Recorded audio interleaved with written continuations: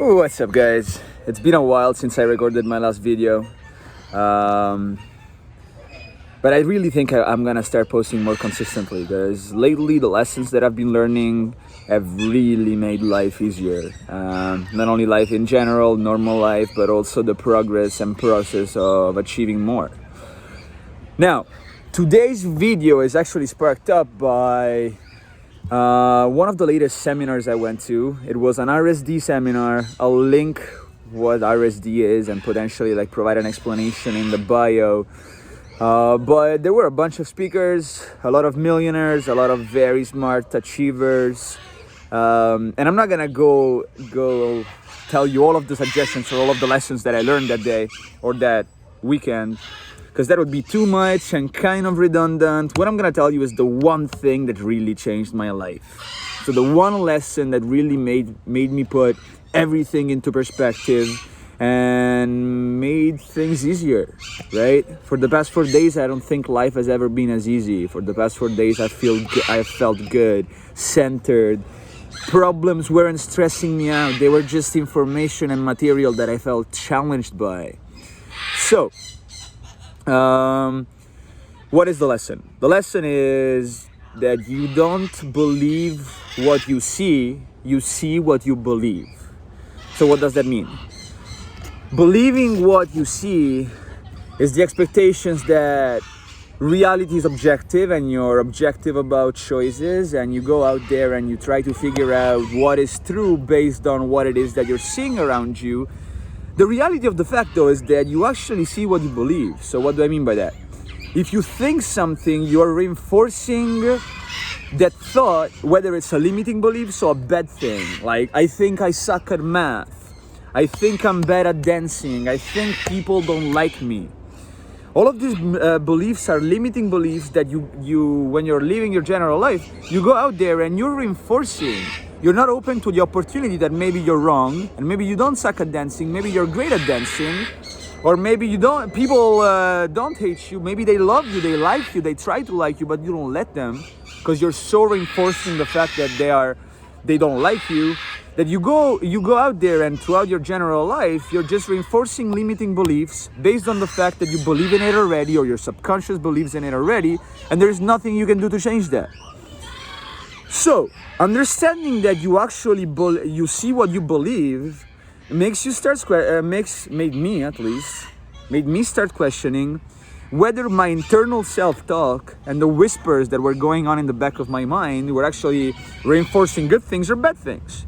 Was I abiding by laws that were not serving me well? And the truth of the matter is yes. In a couple of different scenarios or instances or areas of my life especially, I was so stuck on thinking a few different things that I'll provide as examples, that I just wouldn't let life get easier because I was so sure I sucked at dancing, so sure people don't like me when they're high status. And that's why every time I went out and someone felt like, oh, they were richer, better, more influential, they had more followers, I was out there reinforcing that belief by noticing just the F of the glass that was empty rather than the instances in which it was full. Now, lots of words there. Let me try to clarify, because this can really change your life if you can understand it. Now, what do I mean by that? Let's say, and I'm gonna use an example that's dear to my heart because it's something I unlocked recently, but I was always thinking under this perspective of, well, I really wanna date someone, I wanna find a partner or explore dating. Talk to multiple girls, create a network around me of girls that I like to talk to, and there's a sexual relationship, so it's not just friends. But I was going out there this whole time, reinforcing the belief that my whole life I suck at talking to girls. I don't understand them. I don't know how I'm supposed to date. I was afraid of dating. And every time, let's say that I would talk to a girl and she would just reject me or not want to talk, or maybe a girl that I know already and I like her, but I was there thinking, oh, she doesn't like me back. I gotta become something more. I gotta make more money. I gotta increase some skill that I have. I gotta become better at dating. I gotta practice more. I gotta become more confident, I gotta have more followers, all of this bullshit that I was telling myself. And when a girl would reject me, I would be like, yeah, you see, like, that's right. I was right. I've always been right. That's why I gotta practice so much, because I gotta get to the point where I feel comfortable, and I gotta practice to get there, so that at some point girls may like me, or people of higher status may start relating to me, although when I will have as much money as they do, or when I will have as many followers as they do. But then, a couple of weeks ago, actually, something clicked. And that was, okay, wait. What's the internal talk going on in my head? The internal talk is, that is true. Girls don't like me, that's why I'm going out to practice so that one day I may get better. But then I was like, you know what? Let me question that. Like, I mean, what happens if I question it? What happens if I question whether or not that's true? What happens if I re-explore this by looking at things objectively and asking myself, okay, in my past, have there been instances where girls or people of higher status actually, we clicked, we liked each other, we talked. Maybe I even got a comment. On or two from a cute girl or some guy with a lot of followers about something I was wearing, or something that I said, or something that I did. And maybe I did get a smile or two, and instead of those things being situational, because reality is different, reality is that I don't relate.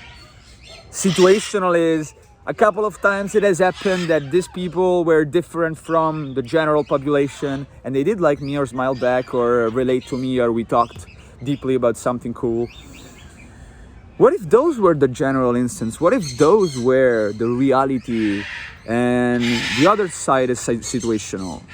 And it turns out that was the case. I mean, I realized that a lot of times I got comments, good comments, or I related to people, or I spoke freely about subjects with people that were much ahead of me in life. And I mean, if you think about it, so I'm gonna use the girls example because that's how I unlocked this understanding, but I hope you can understand that this is not something that just applies to girls or social relationships with people of higher status. It applies to a lot more. It applies to you being good at math, you being good at dancing, you being good at being confident. So, but in this case, I'm gonna use the example of girls. So I realized that, okay, wait, if, let's say that in total, my whole life, 20 girls total ever commented good things, and that's it. I'm like, okay, if there is a hot girl at a club and there's 100 guys, out of 100 guys, how many of those 100 guys are actually have the balls to approach and confidently say, hey, I like you, or you look cute? How many of those can confidently step up and say, your dress is cool, your dress is cute, or I like your shoes? And what does that mean? Like, the times that it happened, does it mean that they really like my shoes, or does it mean that maybe they like me as a person and they kind of want to relate, they kind of want to get out, come to me and talk? And out of those 100 guys that we were talking about in percentage, well, how many of the other guys actually think that the same thing but don't have the balls to say it? So in my case, of the 20 girls that might have said in the past something about me, or a cool comment, or a comment about something that I wore, or something that I am, or whether or not I was cute that day, or people that made a comment about my confidence in the past, well, though that's a small percentage of the population that had the balls to say something, because in reality people may think so much and very little people, like very few, actually go ahead and say it. And therefore, I should multiply those 20 by a lot for all of the people that never said anything despite them thinking about it. So the number is much bigger. So now, like ever since that unlocking, and I hope you understand where I'm going with this kind of train of thoughts, with this pathway of understanding. Well, now let me flip it.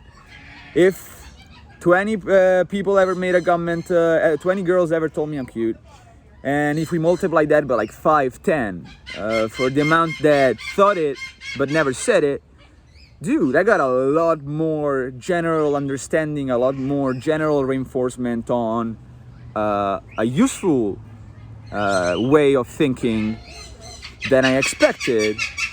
And that clicked. I'm like, that clicked a lot.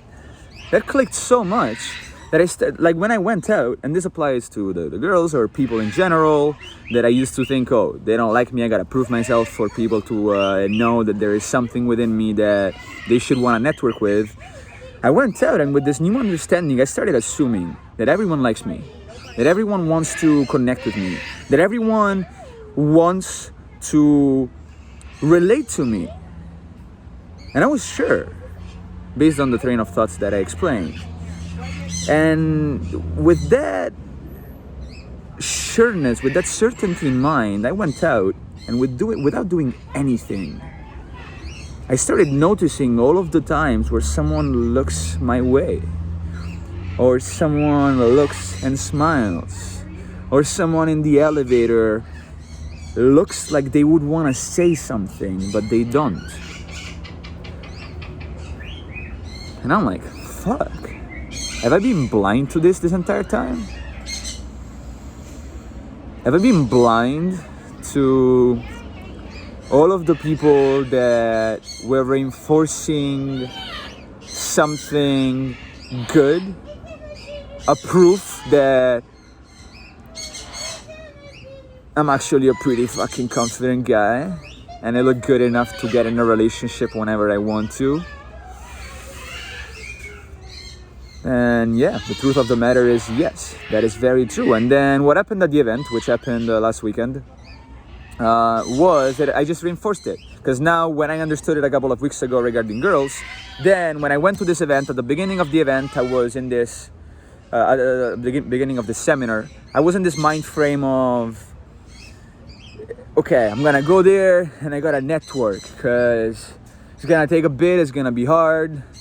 Actually, no, there's a different switch in the seminar. And this one is gonna be a layer deeper than what I said before. The switch at the seminar was, okay, I entered the seminar with the mind frame of my value being lower than the value of the speakers. There were a bunch of speakers there, which I don't know if I can tag on YouTube, but I'm gonna tag the speakers down below, if I can. If not, I'll just mention their names and maybe a very brief bio of what you can find or learn if you were to go ahead and follow them. But anyway, so when I went there, at the beginning I was under this chosen reality that, well, I am here, the speakers are here. So when I wanted to talk to a speaker and ask something, I was like, oh my God, I can't say it. What are they gonna think? This person of higher status, what is he gonna think? Is he or she gonna think? But then, based on the understanding about this girl and people mind frame that I discussed, well, what if I question that too? What if I question whether or not I am at the level of the speakers instead of being at the level of the audience? What if I am already 100% like at the highest level of the person I am? And that is the highest level you can reach as a person. You can reach the highest level of the person you are, of who you really are. And the speakers can only have reached that level of certainty of who they are and everything that characterizes their personality.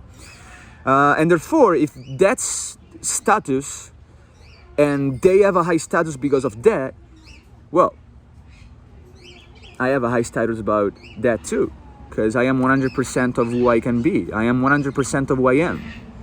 Am I not 100% of who I am? Are you not 100% of who you are? Like, are you not? I mean, you're not. If you question, if you wonder how you should be behaving, if you judge yourself, because then you're not. You're trying to be someone else. But as long as you remove that barrier and you ask yourself, whether or not you can confidently be you, that is as confident as you can get. And with this questioning, when I started speaking to this, when I started exploring, and I'm like, okay, let me see. I asked a question to one of the speakers. They answered very normally, no big deal. Then I had an opinion about something they said, and I contrasted, not contrasted to contrast, but I'm like, okay, well, have you thought of this? Or I saw the videos that you're gonna be releasing next year. I think that you should change these two aspects of it. What do you think? He answered very normally, like, oh, I appreciate that suggestion. Then I flipped it to the audience. When I was speaking to the audience, instead of behaving as someone that is just low level, hoping to get something out of the seminar, hoping to change, I'm like, I'm changed already. I'm here to be around people that are changed too. And if I have a suggestion to give you, I'll give it to you with full certainty, because based on what I hear or see from you, I see this problem or that problem. Or you want to get better at waking up early in the morning? Well, this is my suggestion. Put an alarm when you're supposed to go to sleep, or an hour before you're supposed to go to sleep, with hang drums music, so that you can so that your mind little by little understands that that's your alarm to go to bed, and then you'll wake up when you want to wake up.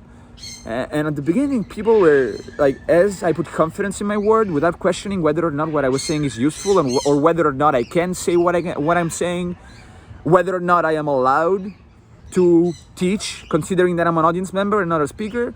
When I stopped questioning that and I put full certainty in what I was saying, now what happened was, at the beginning, people started gathering around.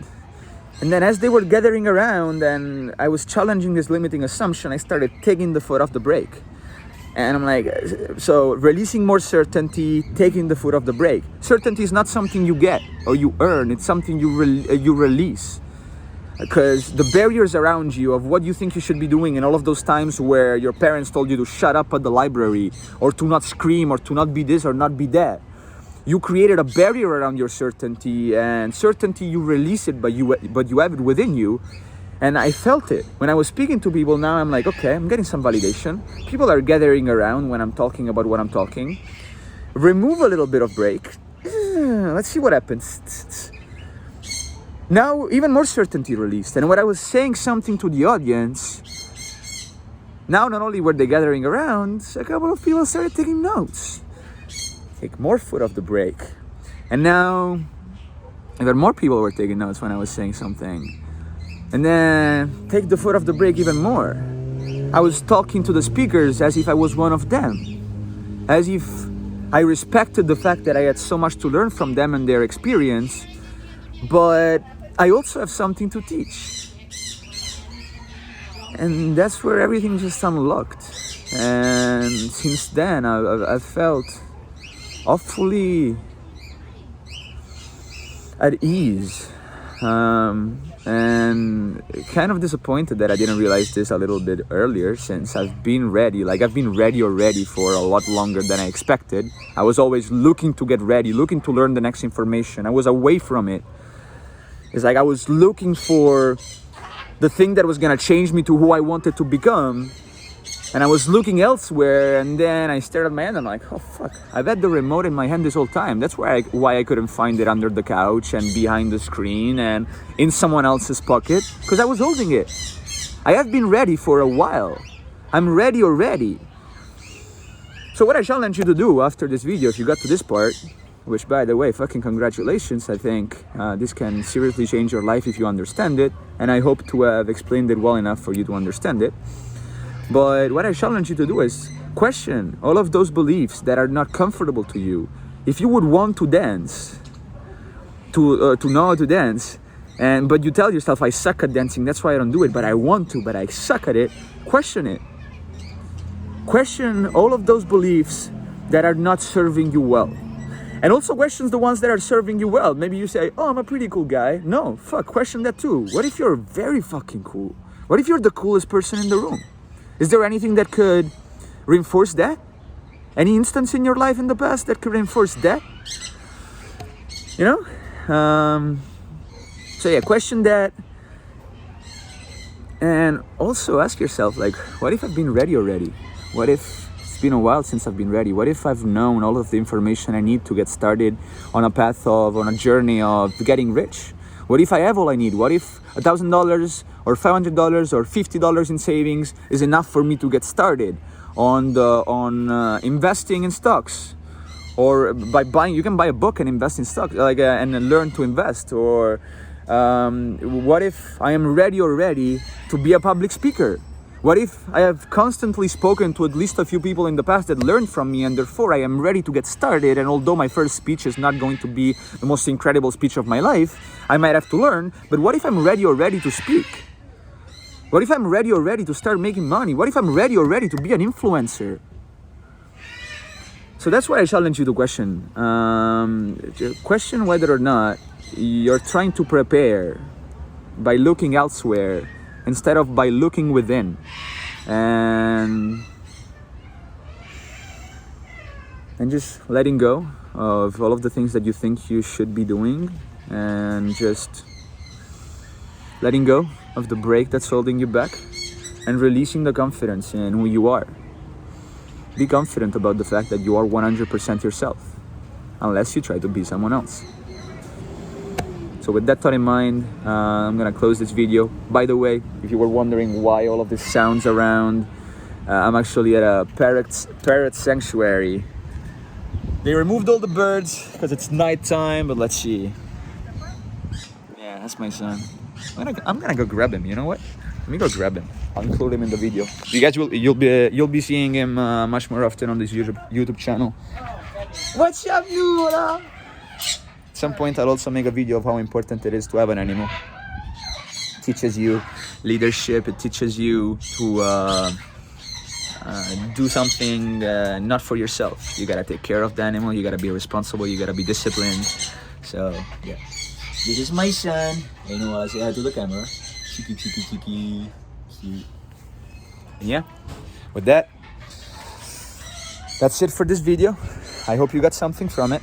If there's any realization that came up, or any thought that bubbles up, or any question, let me know in the comments below, whether you're reading this or watching this video in 2021 when I'm releasing it, or years from now. This is the type of stuff that sticks and applies forever. And yeah, I'd love to hear what you have to say, and also that will also reinforce whether or not I should keep making videos, if I should be making more videos. If you found this valuable, let me know. That would really help. So I hope you're gonna have a beautiful rest of the day, a beautiful rest of the week, and a beautiful rest of your life. Peace out.